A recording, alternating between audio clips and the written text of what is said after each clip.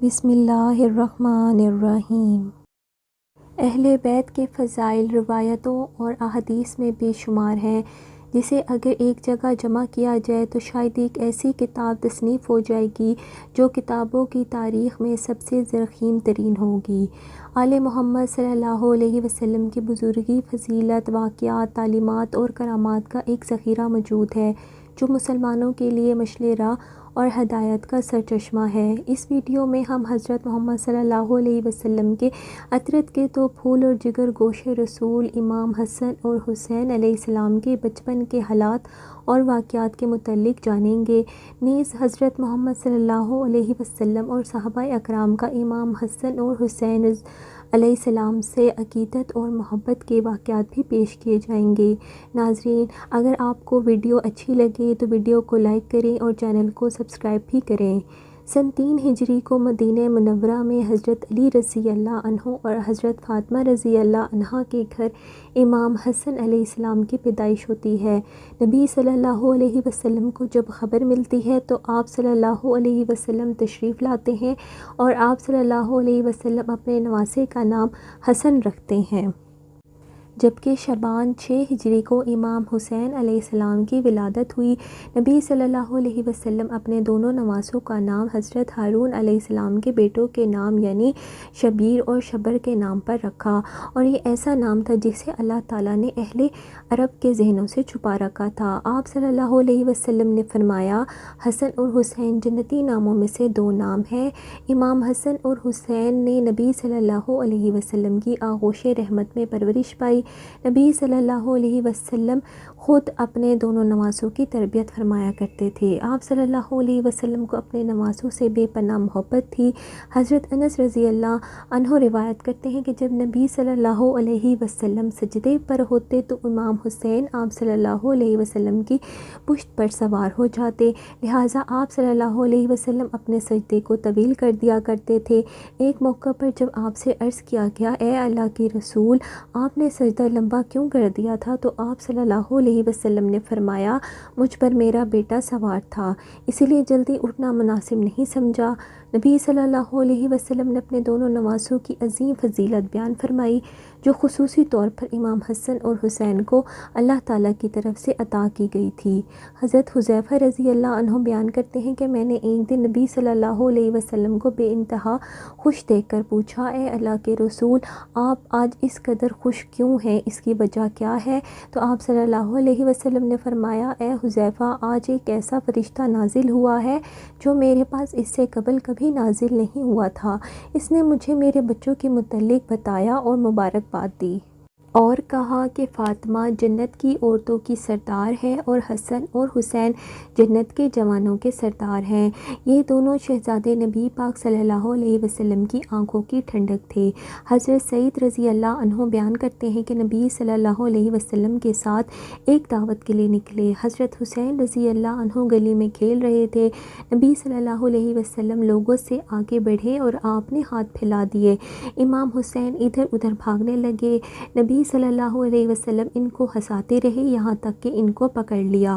آپ صلی اللہ علیہ وسلم نے اپنا ایک ہاتھ ان کی تھوڑی کے نیچے اور دوسرا ہاتھ سر پر رکھا اور بوسہ لیتے ہوئے فرمایا، حسین مجھ میں سے ہے اور میں حسین میں سے ہوں۔ اللہ اس سے محبت رکھے جو حسین سے محبت رکھتا ہو اور اس سے بغض رکھے جو ان سے بغض رکھتا ہو۔ اس فرمان میں نبی صلی اللہ علیہ وسلم نے یہ بات واضح کر دی کہ ایمان والوں کے لیے فرض ہے کہ وہ حسین علیہ السلام سے محبت رکھے اور ان کا دشمن مومنوں کا دشمن ہے۔ ایک موقع پر آپ صلی اللہ علیہ وسلم نے فرمایا کہ بے شک ہر نبی کی اولاد اللہ نے ان کی پشت سے پیدا کی ہے اور بے شک اللہ نے میری اولاد علی کی پشت سے پیدا فرمائی ہے۔ ایک بار آپ صلی اللہ علیہ وسلم حضرت حسن علیہ السلام کو لے کر مسجد کی طرف روانہ ہوئے اور حسن علیہ السلام اس وقت چھوٹے بچے تھے۔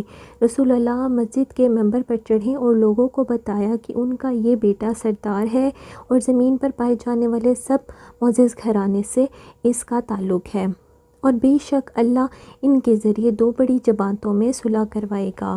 امام حسن کی برکت سے اللہ ان 2 جماعتوں کو آپس میں ملا دے گا اور جنگ اور لڑائی کا خاتمہ ہو جائے گا، اور امام حسن اور حسین علیہ السلام کے مرتبے کو آخرت اور دنیا میں بلند کر دیا۔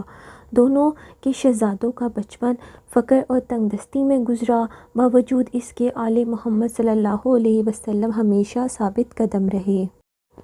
انہیں ہمیشہ اللہ کی طرف سے مدد ملتی رہی، لہٰذا روایات میں آتا ہے کہ جب ایک دفعہ عید کا چاند نظر آیا تو دونوں شہزادے اپنی والدہ حضرت فاطمہ رضی اللہ عنہا کے پاس آئے اور کہنے لگے، امی کل عید ہے، کل مدینہ کے بچے نئے نئے کپڑے پہنیں گے، کیا ہم نئے کپڑے نہیں پہنیں گے؟ حضرت فاطمہ رضی اللہ عنہا بہت پریشان ہوئیں اور اپنے لختی جگر کو دلاسا دیا کہ اللہ ان کے لیے بھی نئے کپڑوں کا انتظام فرما دیں گے۔ آپ نے نماز ادا کی اور اللہ سے دعا کی کہ کچھ ہی دیر میں دروازے پر دستک ہوئی۔ آپ نے پوچھا کہ کون ہے؟ کہا، میں اہل بیت کا درزی ہوں، شہزادوں کے لیے کپڑے لے کر آیا ہوں۔ لہٰذا آپ نے کپڑے لے لیے۔ جب اگلی صبح آپ صلی اللہ علیہ وسلم نے حضرت حسن اور حسین کو نئے کپڑوں میں دیکھا تو فرمایا، فاطمہ کیا تم جانتی ہو کہ یہ نئے کپڑے کہاں سے آئے ہیں؟ انہوں نے فرمایا، ابا جان آپ ہی فرما دیں۔ آپ صلی اللہ علیہ وسلم نے فرمایا، یہ کپڑے جنت سے آئے ہیں، اور وہ شخص جو کپڑے لے کر آیا تھا جبرائیل امین تھے۔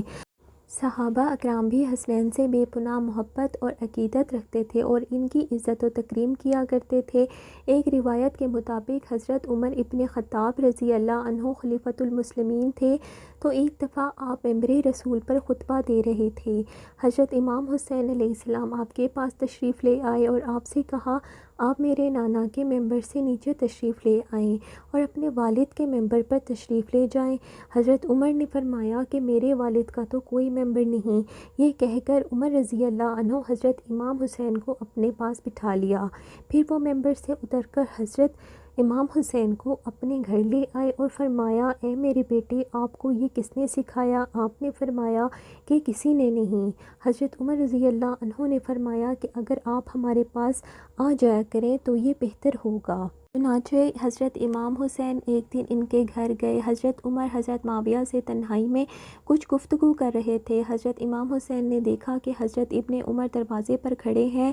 حضرت ابن عمر نے حضرت امام حسین کو اندر جانے کی اجازت نہ دی، اس لیے وہ واپس چلے گئے۔ بعد میں جب حضرت عمر سے ان کی ملاقات ہوئی تو انہوں نے کہا، آپ میرے بیٹے آتے کیوں نہیں؟